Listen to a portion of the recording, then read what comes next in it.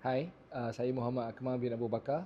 Saya adalah HOD daripada Health and Safety and Environment Department daripada CTRM Batu Berendam, Melaka.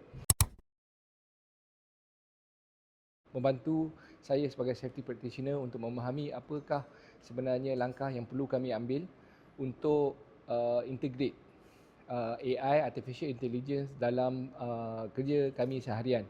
Sebab sama ada kami suka ataupun tidak suka, perubahan teknologi dan aplikasi teknologi dalam pengurusan keselamatan dan kesihatan pekerjaan adalah amat penting.